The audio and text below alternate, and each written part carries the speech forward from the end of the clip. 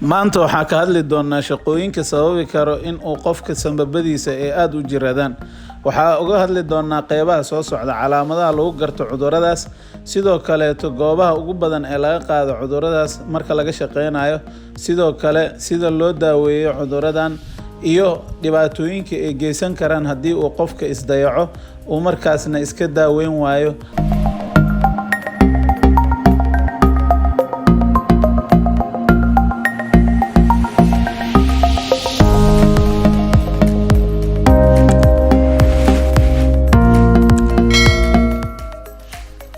السلام عليكم ورحمة الله وبركاته. كسو دوادا جنالك الدكتور أحمد يوسف كتخصصي عذرات جود ناف مرينكا أما عذرات كل عفيرة.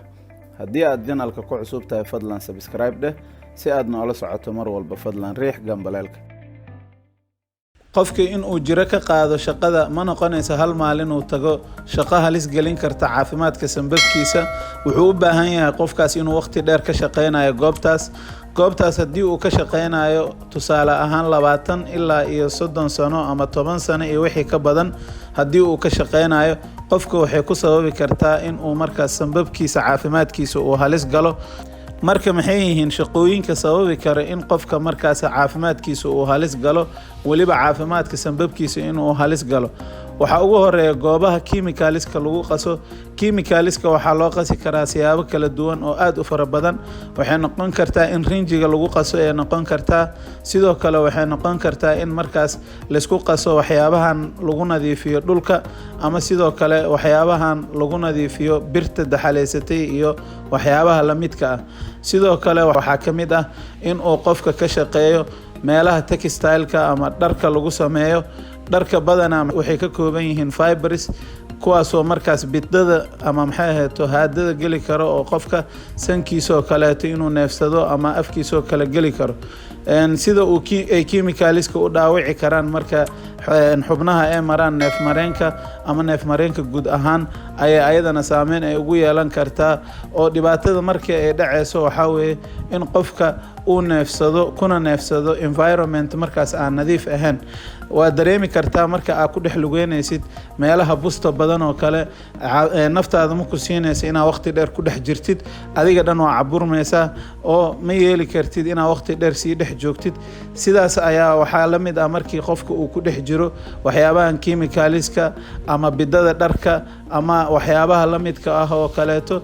marka qofka haddii uu waqti dheer ka shaqeynayo ama waqti dheer uu ku dhex jiro shaqadaas, waxay keeni kartaa in markaas uu qofkii sanbabkiisa uu halis galo.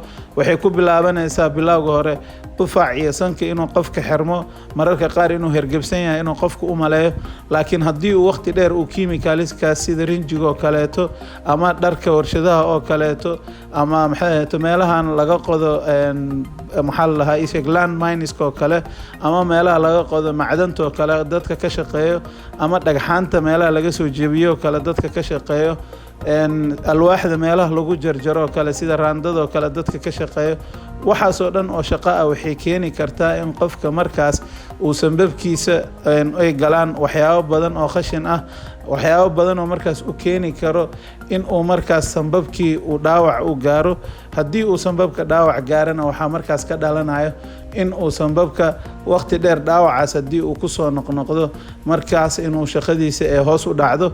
shaqada markii hoos u dhacdana qofkii waxaa ku adkaan doonto in uu neefsado.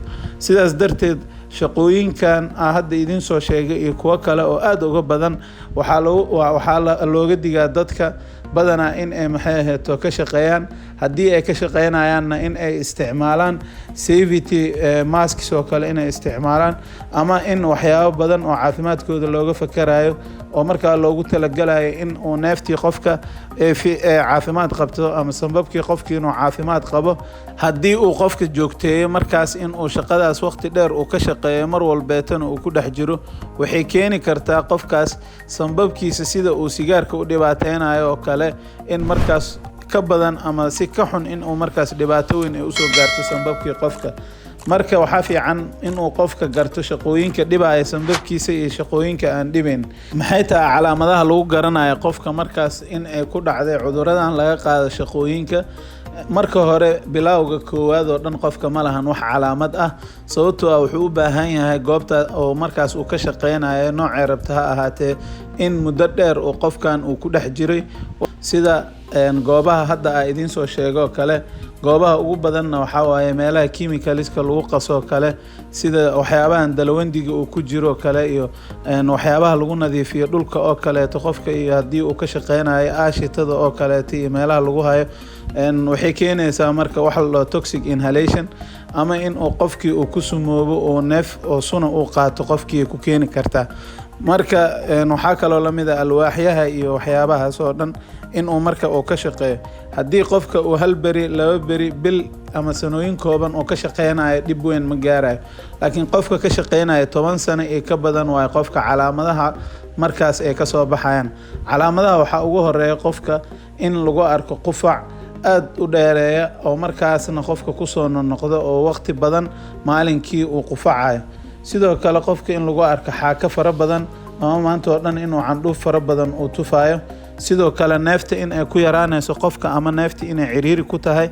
waxaa kaloo lagu arkayaa qofka xabad xanuun joogto ah, inuu xabadkii qofka uu xanuun uu ku yahay. sidoo kale waxaa lagu arkayaa qofka inuu xabadka aad u ciriiri uu u yahay. waxaa kaleeto ku imaanaya qofka in qaabkii uu u neefsanayo qofkii uu isbedelo oo markaas uu dareemo in neeftiisa ay baatanka ay ku socota, ama sidii uu qofku u neefsanayo inay wax iska bedeleen oo neeftiisa ay shanqar bilowdo qofkii. qofka in la ogaado markaas sanbabkiisa dhibka gaaray wuxuu u baahan yahay, marka la rabo in cudurkan la soo saaro ama la ogaado, wuxuu u baahan yahay kow inuu dhakhtarkiisa la xiriiro, loo sameeyo raajo iskaan in la saaro xabadkiisa, la fiiriyo sanbabkiisa ilaa iyo heerka uu dhibka ama dhaawaca uu soo gaaray.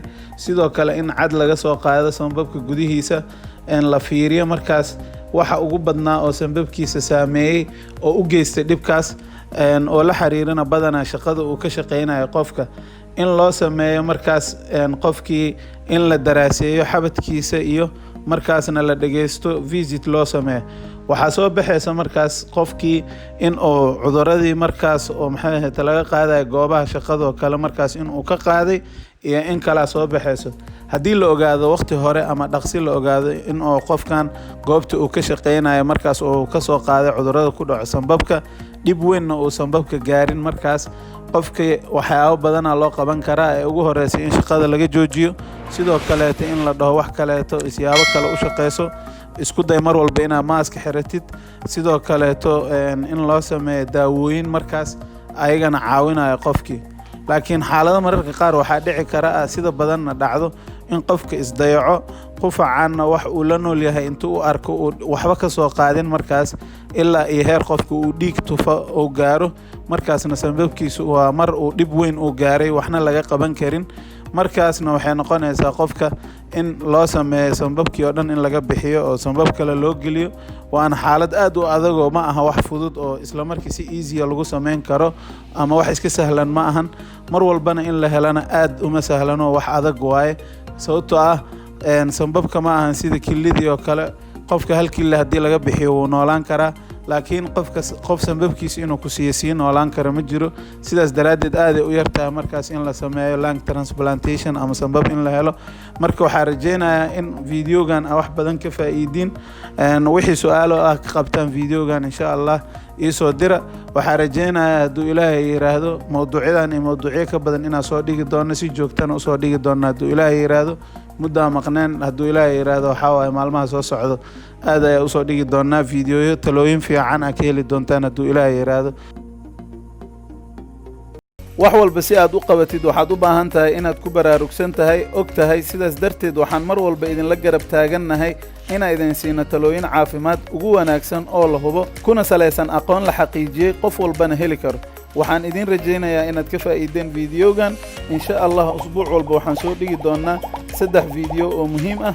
wixii talo iyo tusaale ah fadlan inoogu soo dir commentiga. sidoo kale noogu soo dir commentiga mawduucii aad daneynayso in laga soo hadlo. si aad mar walba noola socoto fadlan subscribe saar. aad iyo aad ayaad u mahadsantihiin walaalayaal. wassalaamu calaykum waraxmatullaahi wabarakaatuh.